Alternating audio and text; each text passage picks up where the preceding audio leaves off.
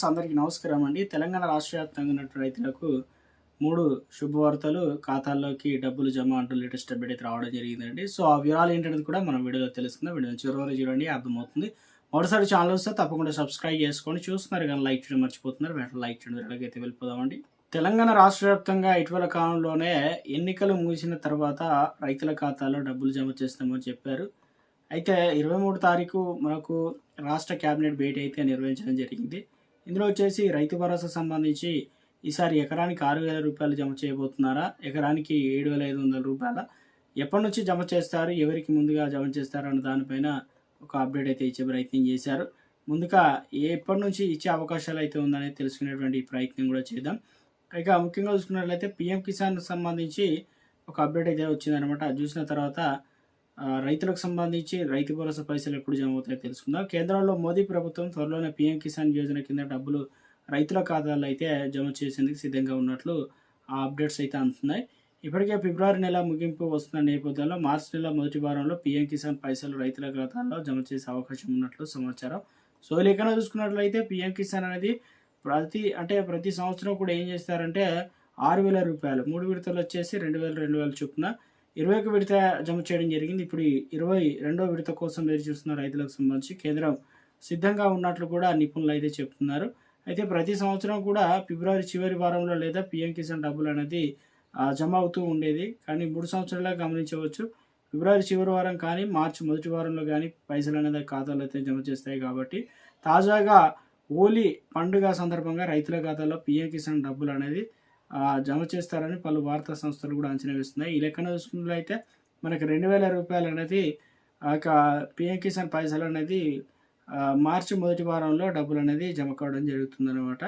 అయితే ఈ పథకానికి సంబంధించి వేసిన వెంటనే డబ్బులు రావాలంటే మన యొక్క ఏదైతే పీఎం కిసాన్ సంబంధించి ఈకేఎస్ కంప్లీట్ చేసుకోవాలి. ఆధార్ కార్డ్ లింక్ అనేది ద్వారా ఈ డబ్బులను జమ చేస్తున్నారు కాబట్టి రైతులు ముందుగా ఈకేవైసీ కంప్లీట్ చేసుకోండి. అదేవిధంగా ఇందుకోసం పట్టాదారు పాస్ పుస్తకం కావచ్చు, బ్యాంకు పాస్ పుస్తకం అవసరం అవుతుందన్నమాట. ఇదిలా ఉంటే ముఖ్యంగా ఈ సంవత్సరం తెలంగాణలో రైతులకు మరో శుభవార్త ఇచ్చే ప్రయత్నం చేశారు. ఇక తెలంగాణ రాష్ట్ర వ్యాప్తంగా ఇప్పటికే ప్రభుత్వం కొన్ని ఏదైతే 500 రూపాయలకు బోనస్ డబ్బులు కూడా అందజేస్తున్న ప్రయత్నం జరుగుతుంది కదా. ఆ పైసలు కూడా ఇటీవల కాలంలో జమ చేశారు. ఇప్పుడు తాజాగా వచ్చేసి తెలంగాణ రాష్ట్ర వ్యాప్తంగా రైతులకు సంబంధించి రైతు భరోసా అనేది ఎప్పుడు జమ చేస్తారు అనేది చాలామంది ఎదురు చూస్తున్నారు. రైతు భరోసా నిధులు అనేది ఎప్పుడు జమ చేస్తారు, ఎంతో కాలంగా ఎదురు చూస్తున్న రైతులకు సంబంధించి అయితే నిన్న ఆల్రెడీ నిర్ణయం తీసుకున్నారనుకున్నారు కానీ నిర్ణయం తీసుకోలేదట. సో, కానీ తాజా జరిగిన భేటీలో మాత్రం నిర్ణయం ఉంటుందని అంచనా వేశారు. కానీ కేబినెట్లో భేటీలో మాత్రం ఎలాంటి నిర్ణయం అయితే జరగలేదంటున్నారు. అసలు నిధులు ఎప్పుడు విడుదల చేస్తారనేది కూడా సందేహంగా ఉన్నదంటున్నారు. మొత్తం మీద అయితే తెలంగాణ రాష్ట్ర వ్యాప్తంగా ఇటీవల కాలంలోనే ప్రభుత్వం ముఖ్యులు మాత్రం స్పష్టత ఇస్తున్నారు. రైతు భరోసా నిధులు జమ చేస్తామని చెప్పేసి ఆసక్తిగా ఎదురు చూస్తున్న వారందరికీ.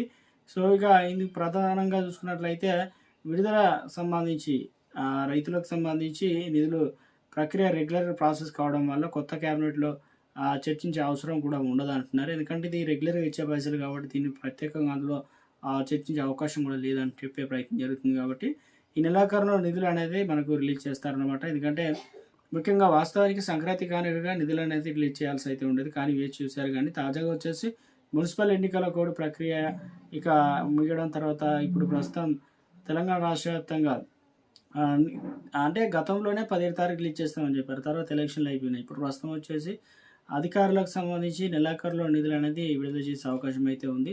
ఎందుకంటే మున్సిపల్ ఎన్నికల కోడ్ ముగిసింది కాబట్టి.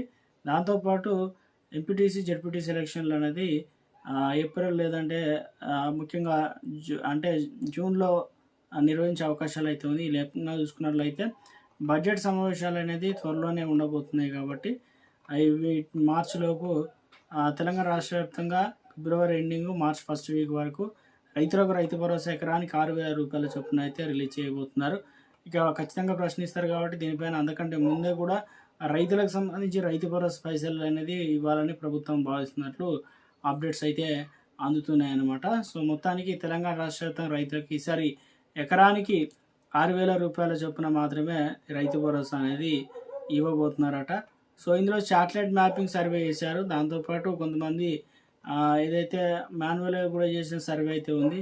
వీటన్నిటిని దృష్టిలో ఉంచుకొని రైతులకు సంబంధించి రైతు భరోసా పైసలు అనేది ప్రభుత్వం ఇవ్వడానికి అన్ని ఏర్పాట్లు చేసింది. దాదాపు 9,000 కోట్లు రాష్ట్ర వ్యాప్తంగా రైతులకు సంబంధించి మొత్తానికైతే 69 లక్షల రైతులకైతే రైతు భరోసా పంట పెట్టుబడి సాయం అయితే అందించబోతున్నారంటూ తాజాగా అప్డేట్స్ అయితే అందుతున్నాయి. చూడాలి మరి మొత్తానికైతే రైతు భరోసా సంబంధించి ఇక పెండింగ్ వాయిదాల రూపంలో కొనసాగుతుంది కాబట్టి రైతులు ఎప్పుడు వేస్తారన్నది ఇక ఆశగా ఎదురు చూస్తున్నారు. సో దీనిపైన త్వరలోనే నిర్ణయం తీసుకునే అవకాశాలు అయితే ఉన్నట్లు ఒక అప్డేట్ అయితే రావడం జరిగిందండి. మరో అప్డేట్ అయితే రావడం జరిగింది. ముఖ్యంగా బంగాళాఖాతంలో ఏర్పడిన ద్రోణి మరియు అల్పపీడన ప్రభావంతో తెలంగాణలో మరో 2 రోజుల పాటు వర్షాలు కురిసే అవకాశం ఉందని చెప్పేసి సో ఇక వాతావరణ శాఖ అయితే వెల్లడించడం జరిగింది. సో 23 జిల్లాల్లో ఇక అలర్ట్ అనేది జారీ చేయడం అయితే జరిగిందనమాట. ఏ జిల్లాల్లో వర్షాలు పడతాయి ఏంటనేది చూసుకున్నట్లయితే ముఖ్యంగా ఫిబ్రవరి 24 నుంచి రాష్ట్రంలో 23 జిల్లాల్లో ఎల్లో అలర్ట్ జారీ చేసింది. ఇక దాంతోపాటు కొన్ని ప్రాంతాల్లో తేలికపాటి నుంచి మోస్తారు వర్షాలు నమోదవుతాయని చెప్పేసి వర్షాలు 30 నుంచి 40 కిలోమీటర్ల ఎదురుగాలు వీచే అవకాశం ఉందని చెప్తున్నారు. అదేవిధంగా ఎల్లో అలర్ట్ వర్తించే జిల్లాలు కూడా ఇచ్చే ప్రయత్నం చేశారు. అందులో వచ్చేసి ఆదిలాబాద్, కొమరంభీం, ఆసిఫాబాద్, నిర్మల్, మంచిర్యాల, నిజామాబాద్, కామారెడ్డి, మెదక్, సంగారెడ్డి, అది వికారాబాద్, అదేవిధంగా హైదరాబాద్, రంగారెడ్డి, యాదాద్రి, భువనగిరి, నారాయణపేట, మహబూబ్నగర్, జోగులాంబ గద్వాల్, నాగర్ కర్నూలు, సూర్యాపేట, ఖమ్మం, భద్రాద్రి కొత్తగూడెం జిల్లాలు అయితే ఉన్నాయి. ఇక ఈ ప్రాంతాల్లో వర్షాలతో పాటు ఈదురుగాలుల ప్రభావం కూడా ఎక్కువగా ఉంటుందని చెప్తున్నారు.